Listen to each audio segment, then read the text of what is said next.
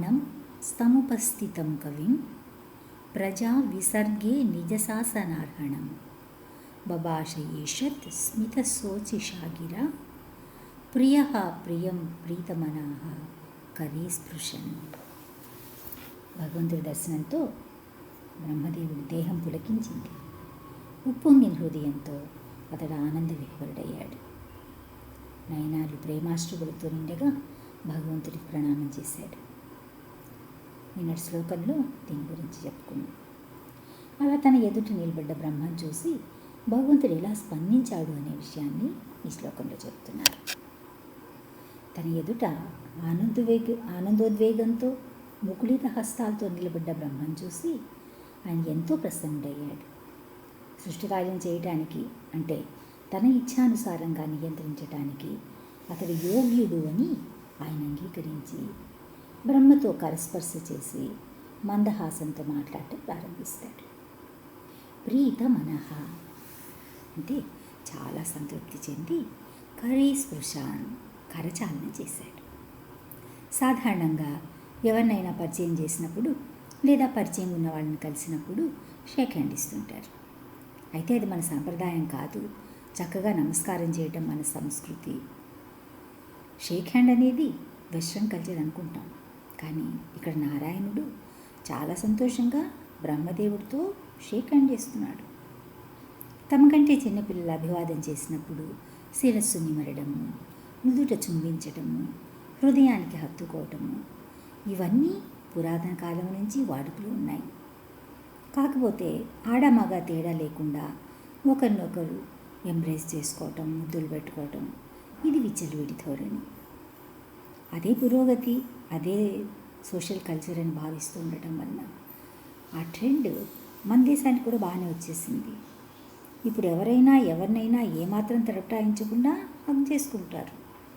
మాకు అటువంటి ఫీలింగ్స్ అసలు ఏమాత్రం ఉండవు, మేము చాలా క్యాజువల్గా చేసే పనులకు మీరు విపరీతమైన అర్థాలు తీస్తారు అంటారు. ఏమో, మనమే చాలా వెనుకబడి ఉన్నామనుకోవాలంతే. ఈ పర్పోర్ట్లో మొదటి సెంటెన్స్లోనే the creation of the material world is not blind or accidental అని ప్రభుపాద రాశారు. భౌతిక జగత్తు సృష్టి గుడ్డిగా కానీ యాదృచ్ఛికంగా కానీ జరగలేదు. దీని వెనుక ఎంతో ముఖ్యమైన ఉద్దేశ్యము, ఆవశ్యకత ఉన్నాయి. పరమ కరుణా స్వరూపుడైన భగవంతుడు అహేతుకమైన తన కరుణతో దీన్ని ప్లాన్ చేశాడు.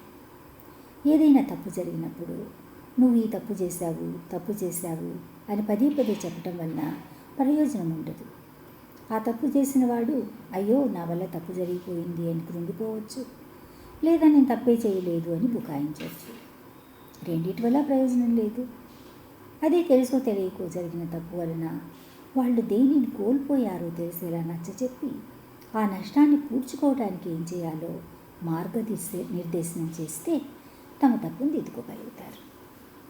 అదేవిధంగా ఒకసారి భగవంతుని ధిక్కరించి వదిలి వచ్చేశాక తర్వాత ఆయనలోని అంశలైన జీవులు శాశ్వతమైన బద్ధ స్థితిలో పడిపోయారు. తమ యథార్థమైన స్థితిని, తమకు భగవంతుడితో గల సంబంధాన్ని మర్చిపోయి దిక్కుచోటు స్థితిలో వివిధ రూపాలను ధరిస్తూ వివిధ లోకాల్లో తిరుగుతూ ఉన్నారు. భగవంతుడి కుక్షిలో నిద్రావస్థలో ఉన్న జీవులకు వారి కోరికలను, కర్మలను అనుసరించి దేహాలను ప్రసాదిస్తూ వాళ్ళు జీవించడానికి తగిన చోటుని సృష్టించాల్సింది.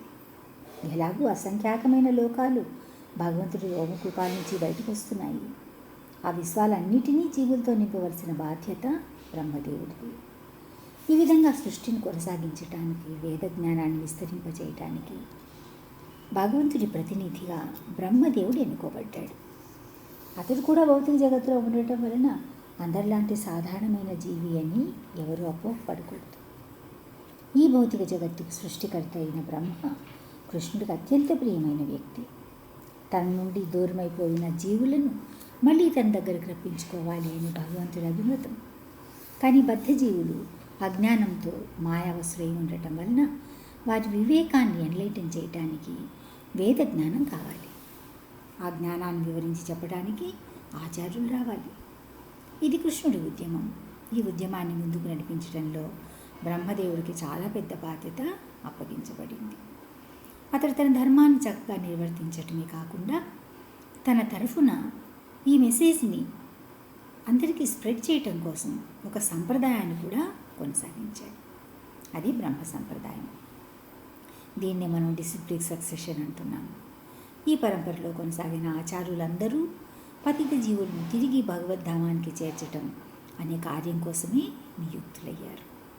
చైతన్య మహాప్రభువు ఈ ఉద్యమాన్ని కొనసాగించటానికి హరే కృష్ణ మంత్రాన్ని ప్రచారం చేయటం ద్వారా ప్రపంచమంతటా కృష్ణనామం విస్తరించాలి అని ప్రబోధించారు. పృథ్వీతే ఆచే యథానగరాది గ్రామ అంటే ప్రపంచం నలుమూలలా అన్ని నగరాల్లోనూ గ్రామాల్లోనూ తన నామ ప్రచారం జరగాలి అని చైతన్య మహాప్రభు ఉపదేశించారు. ఏదో వెస్ట్ బెంగాల్లోనూ మహా అంటే భారతదేశంలోనూ ఈ ప్రచారం జరగడం కాదు. అప్పుడు అందులోనూ ఆ కాలంలో ఒక ప్రదేశం నుంచి మరొక ప్రదేశానికి వెళ్ళటానికి ట్రాన్స్పోర్టేషన్ అంటే ఏమి ఉండేది కాదు. అందుబాటులో ఉండేది ఒక ఎద్దుల బండి. అందరూ కాలినడకనే తీర్థయాత్రలు చేసేవారు. అప్పట్లో జగన్నాథపురి నుంచి బృందావనానికి వెళ్ళడానికి 100 రోజులు పట్టేది. పూరిలో ఉన్న బ్రాహ్మణ యువకుడు తన తరఫున సాక్ష్యం చెప్పడానికి బృందావనం నుంచి గోపాలుడిని తీసుకొచ్చి అంటే ఆ సందర్భంలో ఈ విషయాన్ని మెన్షన్ చేశారు. ఆ బ్రాహ్మణ యువకుడితో పాటు అంత పెద్ద కృష్ణుడు 100 రోజుల పాటు నడిచి గ్రామపురి పొలిమేళ్లకు చేరుకుంటాడు. అతడే సాక్షి గోపాలుడు. అటువంటి పరిస్థితుల్లో ఏ విధంగా కృష్ణనామాన్ని ప్రపంచానికి ప్రచారం చేయడం జరుగుతుంది అని అనుకున్నారు. అందులోనూ వైదిక ఆచారాలను అనుసరించి సన్యాసులు ఎటువంటి వాహనాలను ఉపయోగించకూడదు. ఈ విషయంపైన ఆ రోజుల్లోనే రూప గోస్వామి చర్చించారు. రాధా దామోదర మందిరంలో రూప గోస్వామి భజన కుటీరం ఉంది. అక్కడ సమావేశమైన ఇతర గోస్వాములతో కలిసి ఈ విషయంపైన చర్చించేటప్పుడు 2 విషయాలని ఆయన స్ట్రెస్ చేసి చెప్పారు.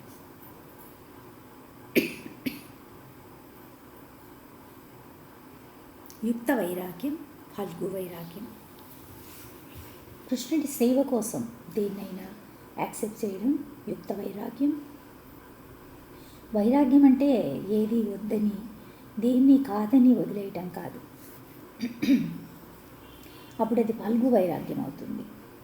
రూప గోస్వామి ఇచ్చిన ఆ ఆదేశాన్ని తూచా తప్పకుండా తర్వాత కాలంలో పాటించటము భక్తి సిద్ధాంత సరస్వతి విషయంలో చూడవచ్చు. సన్యాసులు వాహనాలు ఉపయోగించకూడదు అనే నిబంధనను తిరస్కరించి ప్రచార కార్యం నిర్వహించడం కోసం కార్లలో తిరగటానికి ఆయన అనుమతించారు.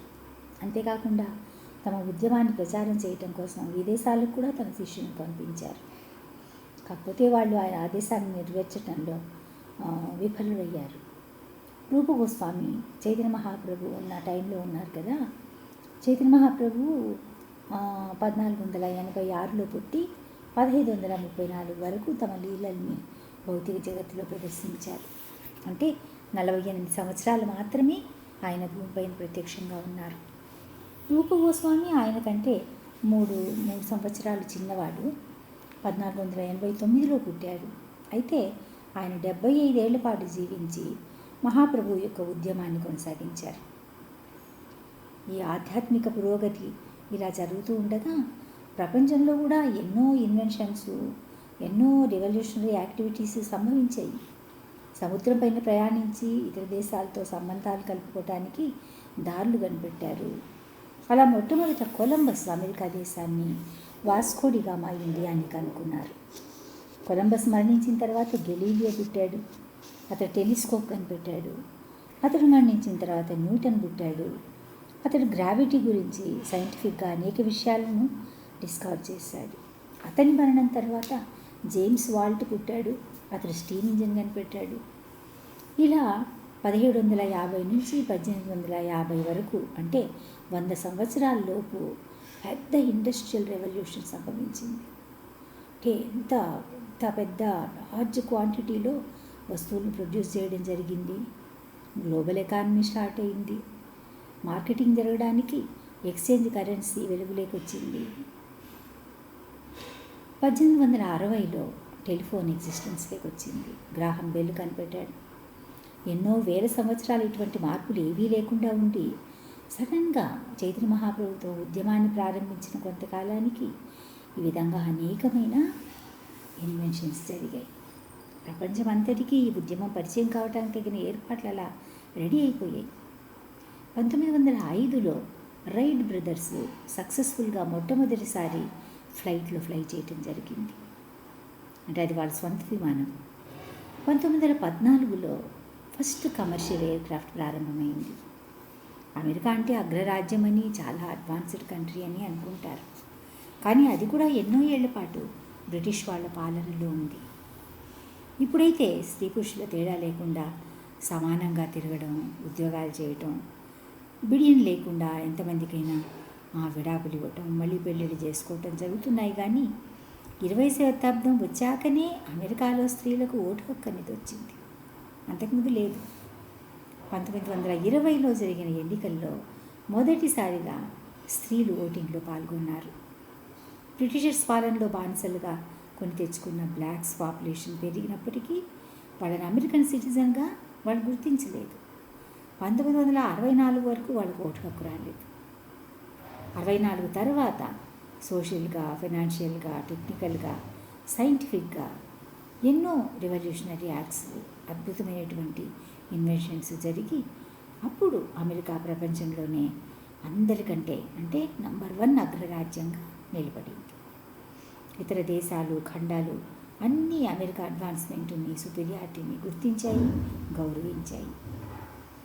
1964కు ఇదంతా సెటరేట్ అయ్యాక జస్ట్ 1 ఇయర్ తర్వాత అంటే 1965లో ప్రభుపాద తమ కృష్ణ చైతన్య ఉద్యమాన్ని, ఆ మెసేజ్ని తీసుకుని అమెరికాలో అడుగుపెడతారు. ఇవన్నీ ఎంత సిస్టమేటిక్గా జరిగాయో చూడండి. ఇందులో ఏది యాక్సిడెంటల్గా కానీ, బ్లైండ్గా కానీ జరగలేదు. ఆర్కియాలజీ డిపార్ట్మెంట్ వాళ్ళ పరిశోధనల ప్రకారం హ్యూమన్ ఎగ్జిస్టెన్స్ అనేది 2 లక్షల సంవత్సరాల క్రితం జరిగింది. అప్పట్లో ఆదివాసులు కొండల్లో, గుహల్లో నివసించేవాళ్ళు. క్రమంగా గ్రూపులుగా తయారయ్యి గూడాలను పాలిస్తూ, అలాగే ప్రాంతాల వారీగా రాజులు, రాజ్యాలు, నాగరికత అభివృద్ధి చెందింది. అయితే 2 లక్షల సంవత్సరాల్లో జరగని సైంటిఫిక్ గ్రోత్, అది కానీ గ్రావిటీ, మ్యాథమెటిక్స్, క్యాలిక్యులస్, ఇన్వెన్షన్స్ ఇవన్నీ 400-500 సంవత్సరాల సమయంలో జరిగాయి. ఏ వైపు నుంచి చూసినా మానవుల మేధస్సు కానీ, ప్లాన్ కానీ కాదు ఇది. ముఖ్యంగా భగవంతుడి ఏర్పాటు అన్నమాట ఇదంతా. బ్రహ్మ సంప్రదాయాన్ని అనుసరించి వస్తున్న ఆచార్యుల్లో ప్రభుపాద చాలా విశిష్టమైన బాధ్యత నిర్వర్తించారు. ఆయన లైఫ్ స్టైల్ ఎంత ఆస్టియర్గా అంటే నిష్టగా, సిస్టమేటిక్గా ఉండేదో మనమందరం కూడా తెలుసుకోవచ్చు. ప్రతిరోజు రాత్రి 12:30 నుంచి 1:30 మధ్యలో ఆయన లేచేవారు. 1 గంట సేపు చాంటింగ్ చేసుకుని తర్వాత 4-5 గంటలు ఆ ట్రాన్స్లేషన్ వర్క్ కానీ లేదా డిక్టాఫోన్ నుంచి రికార్డ్ చేయడం కానీ చేసేవారు. అటువంటి ఎర్లీ అవర్స్లో అందరూ మంచి నిద్రలో ఉండేవాళ్ళు. అయితే ప్రభుపాదకి ఎప్పుడు ఏ అవసరం వచ్చినా అందుబాటులో ఉండటానికి ఉదయం 4 గంటల నుంచి ఎవరో ఒక శిష్యుడు సిద్ధంగా ఉండేవాడు. ఒకరోజు ఆ సమయానికి ప్రభుపాద గది దగ్గరికి చేరుకున్న శిష్యుడు తన రాకని తెలియజేయడం కోసం ఆయన గది ద్వారం దగ్గరికి వెళ్ళి చిన్నగా చప్పుడు చేస్తాడు. అంటే తను ఇక్కడ ఉన్నట్లు తెలిస్తే ఆయనకి ఏదైనా కావాలంటే పిలుస్తారు కదా అని అనుకున్నాడు. అయితే అతడు శబ్దం చేయగానే వెంటనే ప్రభుపాద అతని లోపల పిలుస్తారు. చూడు, ఇంక మీద ఎప్పుడు ఇలా సౌండ్ చేసి నన్ను డిస్టర్బ్ చేయకు. నేను ఇప్పుడు రాస్తున్న పుస్తకాలు ఫ్యూచర్ జనరేషన్స్కి ఎంతో ఉపయోగపడేటటువంటివి. 10,000 సంవత్సరాల పాటు ఇవి కొనసాగుతాయి. అందువల్ల వీటిని చాలా జాగ్రత్తగా ఆలోచించి, విశ్లేషించి వ్రాయాల్సిన అవసరం ఉంది అని చెప్తారు. ఇందువల్ల ప్రభుపాద 10,000 సంవత్సరాలు అనే మాటని అంటే ఆ నంబర్ని ప్రత్యేకించి చెప్పారు. దీని కనెక్టెడ్గా ఒక సంఘటన ద్వాపర యుగాంతంలో జరిగింది. కృష్ణుడు తన లీలల్ని వైండప్ చేసి వెళ్ళిపోతున్న సమయంలో ఈ సంఘటన జరుగుతుంది. అది బ్రహ్మవైవర్తత పురాణంలో కనిపిస్తుంది. గంగామాత కృష్ణుడి దగ్గరికి వచ్చి ఆయన నమస్కరించి తన విన్నపాన్ని చెప్పుకుంటుంది. ప్రభు, కలియుగం వేగంగా సమీపిస్తూ ఉంది. నువ్వు ప్రత్యక్షంగా ఇక్కడ లేకుండా వెళ్ళిపోయాక అనేక పాపకార్యాలు చేసిన పాపాత్ములందరూ తమ పాపాలను కడిగి వేసుకోవటానికి నాలో మునిగి ఆ పాపభారంతో నన్ను నింపుతారు. నా గతేంటి అని ఆమె అడుగుతుంది. కృష్ణుడు ఆమెకు సమాధానంగా, భయపడకు, రాబోయే కాలంలో నా భక్తులు దివ్యమైన నా నామాన్ని నిరంతరం జపిస్తూ ప్రపంచమంతా ప్రచారం చేస్తారు. అటువంటి భక్తులు నీ నీటిలో మునిగినప్పుడు వాళ్ళు ఈ పాపాలన్నిటి నుంచి నిన్ను పునీతమయ్యేలా చేస్తారు. ఈ సంకీర్తన ఉద్యమం 10,000 ఏళ్ల పాటు కొనసాగుతుంది అని చెప్తారు. ఆ 10,000 సంవత్సరాల సమయము ఇప్పుడు ప్రారంభమైంది. కనుక భౌతిక సృష్టి యాదృచ్ఛికంగా జరగలేదు అని చెప్పటం వెనుక ఇంత పెద్ద హిస్టరీ ఉంది. ఒక బృహత్ కార్యం నెరవేర్చవలసి ఉంది. తన నుంచి పక్కకు వెళ్ళిపోయిన అంశాలను తిరిగి వెనక్కు రప్పించుకోవటానికి కృష్ణుడు ఇంత గొప్ప ప్రణాళికను వేశాడు. మాయాశక్తి బంధనాల్లో చిక్కుకుని ఉన్న జీవులకు ఆ అవేర్నెస్ లేకపోయినప్పటికీ కృష్ణుడు ఈ విషయం పట్ల ఎంతో ఆతృతగా ఉన్నాడు. ఇది కృష్ణుడు ఉద్యమం. దీనిలో పాల్పంచుకునే వాళ్ళందరూ ఆయనకి ఎంతో ప్రియమైన వాళ్ళు. సముద్రం పైన వారధి నిర్మించటంలో రామదండ్రు అయిన వానరసేనతో పాటు ఉడత కూడా తన వంతు సహాయం చేసినట్లుగా మనందరం కూడా ఈ ఉద్యమానికి కనెక్ట్ అయి ఉండటము మనందరి భాగ్యం. కృష్ణుడు బ్రహ్మ పట్ల ప్రేమ వాత్సల్యంతో కూడిన సంతృప్తిని అందించినట్లే మన పట్ల కూడా సదా ఆయన కృపాకటాక్షం వెన్నంటూ ఉంటుంది. శ్రీ భగవాన్ ఉవాచ త్వయాహం తోషితః సమ్యగ్ వేదగర్భశుశ్రూషయా చిరం హృతేన తపసా దుస్తోషః కూటయోగినా. భగవంతుడిని ఇక్కడ సౌందర్యం మూర్తిభవించినటువంటి దేవదేవుడు అని చెప్తూ ఉన్నారు. పరమ సుందరుడైనటువంటి భగవంతుడు బ్రహ్మతో అంటున్నాడు, సృష్టి కార్యాన్ని నిర్వహించడం కోసం తగిన జ్ఞానాన్ని సామర్థ్యాన్ని పొందటం కోసం నువ్వు చేసిన దీర్ఘకాలమైన తపస్సుతో నేను చాలా సంతృప్తి చెందాను. అందువల్ల నీ పట్ల ప్రసన్నుడయ్యాను. అహం తోషిత. ఇక్కడ బ్రహ్మదేవుడిని వేదగర్భుడు అని సంబోధిస్తున్నారు. వేద జ్ఞానాన్ని పూర్తిగా భగవంతుడి నుంచి పొందటం వలన అతడు వేదగర్భుడయ్యాడు. స్పిరిచువల్ లైఫ్ని అంటే ఆధ్యాత్మిక జీవితాన్ని సాధన చేయడం అంటే చాలామందికి ఏదో ఒక వేగ్ ఐడియా ఉంటుందంటే తెల్లవారుజామున లేయడం, నదిలోకి వెళ్ళి స్నానం చేయడం. ఇప్పుడు నదిలో స్నానాలు ఎక్కడ కుదురుతున్నాయి? లేదా ఇంట్లోనే చన్నీటి స్నానాలు చేయడం, నేలపైన పడుకోవడం, పూజా ధ్యానం చేసుకోవడం, ఇలాంటివన్నీ చేస్తారు అనుకుంటారు. అంతేకాదు తపస్సు అంటే అడవులకో హిమాలయాలకో వెళ్ళి చలికాలంలో గజగజ వణికించే నీళ్లలోనూ, వేసవి కాలంలో చుట్టూ మంటలు వేసుకుని మధ్యలోనూ నిలబడి ఇలా శరీరాన్ని కష్టపెడుతూ సృష్టింపజేసుకుంటూ చేసే ప్రక్రియ అని భావిస్తారు. అఫ్కోర్స్ తపస్సు చేయాల్సిన ఈ విధానం గురించి శాస్త్రాల్లో మెన్షన్ చేశారు. అయితే అటువంటి కష్టతరమైన శ్రమ తీసుకుని తపస్సు చేసి ఏం సాధించదలుచుకున్నారు అనే దానిపైన ఆ ఫలితం శాశ్వతమైందా కాదా అని తెలుస్తుంది. హిరణ్యకశ్యపుడు, రావణాసురుడు వంటి వాళ్ళు ఎన్నో వేల సంవత్సరాలు తపస్సును కొనసాగించి ఆ తీవ్రతతో ముల్లోకాలు దహింపజేయగల తపోగ్నిని ప్రజ్వలింపజేశారు. అటువంటి తపస్సు చేసి కూడా వాళ్ళు ఇంద్రియ భోగాన్ని ఆశించి భౌతికమైన ఎగ్జిస్టెన్స్ను కోరుకున్నారు. ప్రభుపాద ఎన్నో విషయాలను వివరించి చెప్పేటప్పుడు చాలా అంటే రెవల్యూషనరీ స్టేట్మెంట్స్ ఇచ్చారు. ఆయన చుట్టూ ఉన్న విషయాలని అందరూ చూసే విధానానికి ఆయన దృష్టికి ఎంతో తేడా ఉంటుంది. భక్తి అంటే భక్తియుత సేవ అని ఆయన చెప్పింది తెలుసుకునే వరకు ఆ కోణంలో ఎప్పుడూ ఎవరూ ఆలోచించలేదు. పూజలు చేయటం, ఉపవాసాలు చేయటం, ఎప్పుడైనా యాత్రలకు వెళ్ళటం అదే భక్తి అయితే అటువంటి భక్తులు ఎందరో ఉన్నారు. మొదట్లో అందరూ వాళ్ళు చేసిన దీన్నే. అయితే కృష్ణ చైతన్యంతో సంబంధితమైన తర్వాతనే భక్తి అంటే ఊరికే మొక్కడం కాదు, భక్తితో సేవించడం అని అర్థమైంది. అదేవిధంగా తపస్య గురించి కూడా ప్రభుపాద వివరించారు. చాలా బ్రాడ్గా ఉందన్నమాట ఆయన వివరణ. సాధారణంగా ఏదైనా పొందటానికి మనుషులు చేసే ఎటువంటి హార్డ్ వర్క్ అయినా సరే అది తపస్సే. ఒక స్టూడెంట్ చదువులో అంటే తన క్లాస్లో ఫస్ట్ రావాలన్నా, లేదా ఒక అథ్లెట్ పరుగు పందెంలో మొదటివాడిగా రావాలన్నా, ఒక శాస్త్రవేత్త దేన్నైనా ఇన్వెంట్ చేయాలన్నా అన్నిటికీ హార్డ్ వర్క్ ఉండాలి. ఆ హార్డ్ వర్క్ని తపస్య అంటారు. అయితే ఇక్కడ 2 రకాల తపస్సు గురించి చెప్పారు. తమ ఇంద్రియ తృప్తి కోసం కాకుండా భగవంతుడి ఇంద్రియ తృప్తి కోసం తపస్య ఆచరించినప్పుడు అది దివ్యమైన తపస్సు అవుతుంది. తపో దివ్యం అంటారు దీన్ని.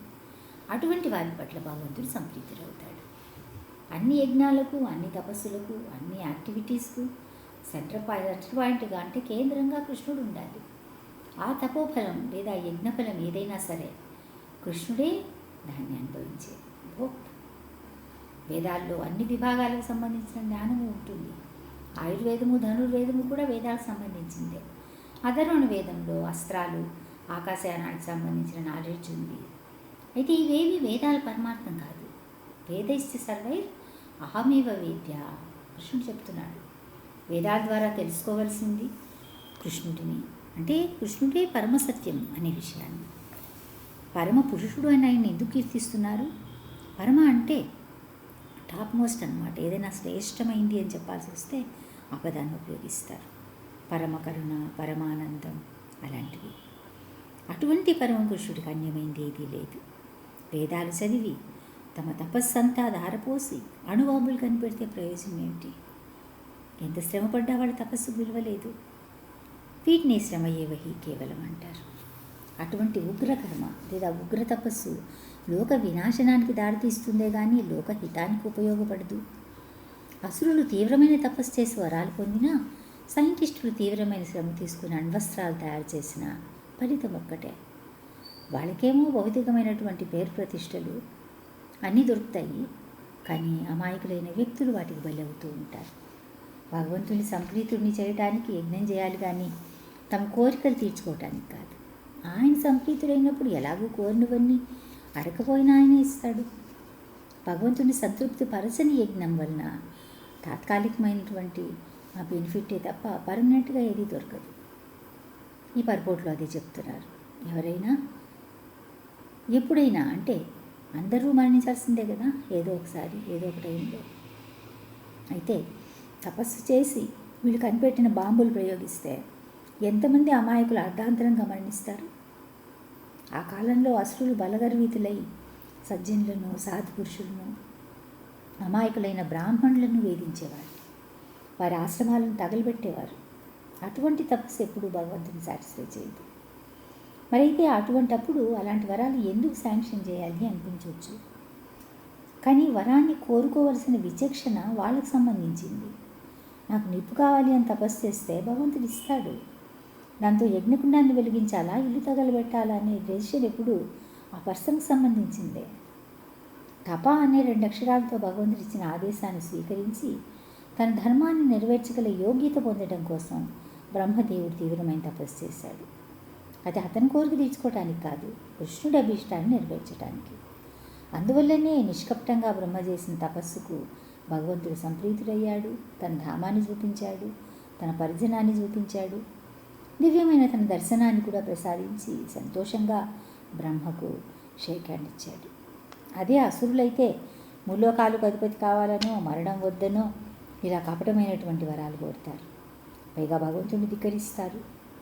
ఫలితంగా వాళ్ళు విషయార్థాలు ఎన్ని పొందినప్పటికీ చివరికి మృత్యు రూపంలో కృష్ణుని చూడక తప్పదు. బ్రహ్మ పొందిన పరమార్థము దీనికి పూర్తిగా వ్యతిరేకమైంది. ఏ ప్రయోజనం కోసం కృష్ణుడు భౌతిక సృష్టిని కోరుతున్నాడో, ఏది ఆయనకు ఆనందాన్ని కలిగిస్తుందో అటువంటి కార్యం చేయటానికి బ్రహ్మ సిద్ధపడ్డాడు. భగవంతుడు దేన్ని కోరుకుంటున్నాడు?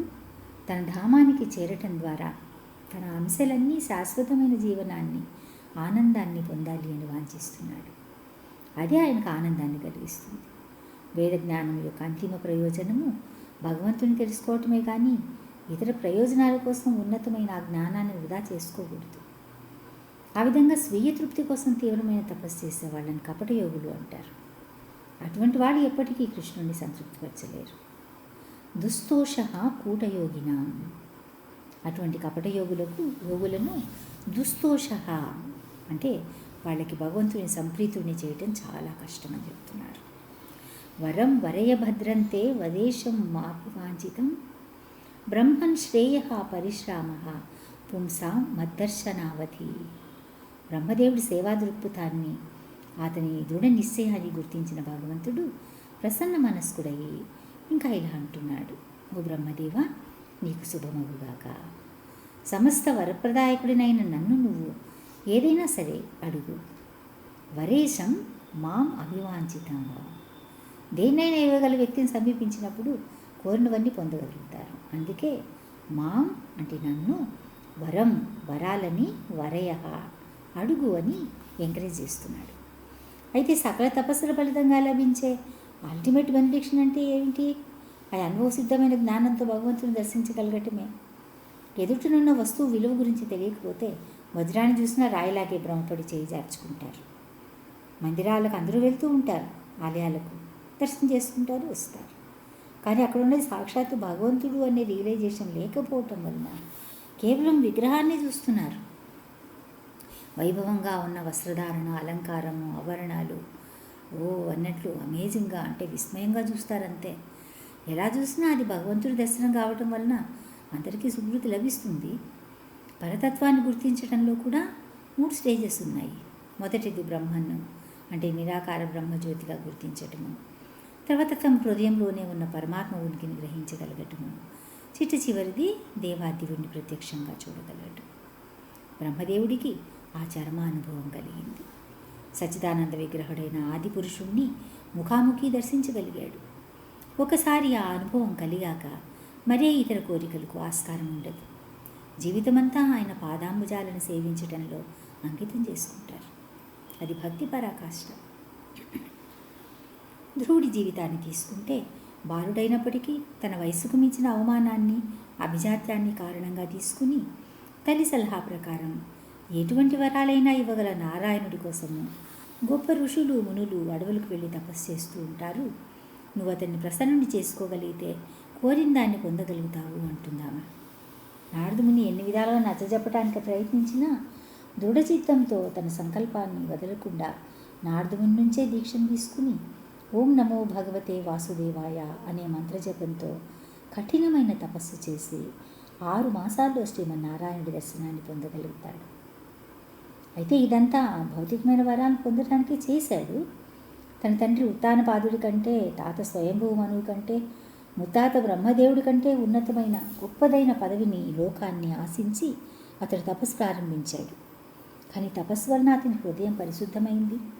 ప్రత్యక్షంగా శ్రీమన్నారాయణుడు చూసినప్పుడు స్థానాభిలాషి తపస్సితోహం త్వాం ప్రాప్తవాన్ దేవా మునీంద్రగుహ్యం కాచం విచిన్నమపి దివ్యరత్నం స్వామిన్ కృతాస్మి వరం నాయాచేత్ అన్నాడు చాలా వినమ్రంగా. స్థానాభిలాషి అంటే లౌకికమైనటువంటి పదవుల కోసం, తపస్సిస్తోహం అంటే నేను తపస్సు చేసినప్పటికీ కూడా మునులకు కూడా అంటే ఎంతో గొప్ప ఋషులకి కూడా లభించినటువంటి అపురూపమైన దివ్య దర్శనము, నీ దివ్య దర్శనం నాకు ప్రాప్తించింది. ఇది ఎలా ఉంది అంటే గాజు ముక్కల కోసం వెతుక్కుంటున్న వాడికి అమూల్యమైన వజ్రం లభించినట్టుగా ఉంది. నేను కృతార్థుడినయ్యాను తండ్రి, నాకు ఇక వేరే వరాలేవి అక్కర్లేదు. ఆ విధంగా తపస్సు చేసి పొందాల్సిన వరాల కంటే ఉన్నతమైన భగవంతుడి దివ్యమైన దర్శనాన్ని పొందటం వలన బ్రహ్మ జీవితం కూడా ఆల్రెడీ కృతార్థమైంది. పైగా అతడు ఒక బాధ్యతాయుతమైన సేవం చేయటానికి, అది కూడా భగవంతుడిని సంతృప్తి చేసేటటువంటి సేవం చేయటానికి అనుగ్రహించబడ్డాడు. ఇటువంటి భాగ్యం పొందటానికి భక్తుల్లో ఉండవలసిన ముఖ్యమైన అంశం ఏమిటి అంటే మొదట విశ్వాసం లేదా శ్రద్ధ అనేది. అది ఉన్నప్పుడే భక్తి సేవలో ముందుకు సాగుతారు. దాంతోపాటు ఎటువంటి ఆటంకాలు, అవరోధాలు ఎదురైనా ఆగిపోకుండా ముందుకే వెళ్ళాలి అంటే ఆ దృఢ చిత్తం అనేది ఉండాలి. ప్రభుపా జీవితమే దీనికి ఉదాహరణ. తమ గురువు ఆజ్ఞను నెరవేర్చడానికి, కృష్ణ చైతన్య ఉద్యమాన్ని ప్రచారం చేయడానికి ఆయన ఒక్కరే బరువు బాధ్యతలన్నీ తమ భుజాలపైన వేసుకుని ఒంటరి పోరాటం సాగించారు. చేతిలో డబ్బు లేకపోవటం, చేయూతనిచ్చే సహాయకులు లేకపోవటం, కుటుంబంలో సహకారం లేకపోవటం, ఇవేవి ఆయన దృఢ సంకల్పాన్ని కదిలించలేదు. వయసు పైబడుతున్న అటువంటి దశలో పుస్తకాలు రాయటం, ప్రూఫ్ రీడింగ్ చేయటం, ప్రింటింగ్ చేయించడానికి స్వయంగా ఆ ప్రెస్సుల చుట్టూ తిరగడం, ప్రింట్ అయిన చిన్న ఆ బుక్లెట్స్ని పట్టుకుని వాటిని కొనమని జనాన్ని ప్రాధేయపడటం, ఇవేవి సామాన్యులు చేయగల పనులు కాదు. మన దేశంలో అయితే ఆయనకి ఏమాత్రమూ సహాయం లభించలేదు. అయినా ఆయన నిరాశపడలేదు. మొక్కబోని విశ్వాసంతో పట్టువదలని విక్రమార్కుల్లాగా ఎన్నో ప్రయత్నాలు చేసుకుని చివరికి అమెరికాకు వెళ్ళగలిగారు. భూలోకంలో స్వర్గం లాంటి అమెరికాకు వెళ్ళి అక్కడేదో అనుభవించాలి అని ఆయన ఏం కలలుగనలేదు. కృష్ణనామాన్ని పాశ్చాత్య దేశాల నుంచి ప్రచారం చేయవలసిన బాధ్యతను స్వీకరించడం వలన అంత గట్టిగా ఆయన ప్రయత్నించి దాన్ని సాధించుకున్నారు. మొట్టమొదట యుఎస్ఏలో అడుగుపెట్టినప్పుడు భగవంతుడా ఈ నరకంలోకి నన్ను ఎందుకు తీసుకొచ్చావు అని ఆయన కలవరపడతారు. నిరంతరం భౌతికమైన సుఖాల వెనుక వెర్రివాళ్ళలాగా పరుగులు తీసే వీళ్ళని నేను ఎలా కన్విన్స్ చేయగలుగుతాను? నా భాష, నా మాటలు వాళ్ళకు ఒక కొత్త, వాళ్ళకి తెలియని ఈ విషయాలను వాళ్ళకి అర్థమయ్యేలాగా చెప్పగలిగే శక్తిని నాకు ప్రసాదించు. ఈ కార్యం సాధించడానికి నేను అసమర్థుణ్ణి. నీ చేతిలో ఒక తోలుబొమ్మలాగా నన్ను స్వీకరించి నువ్వు ఎలా కావాలంటే అలా ఆడించు. ప్రభుపాద ఇలా వేడుకుంటారన్నమాట కృష్ణ. హరే కృష్ణ.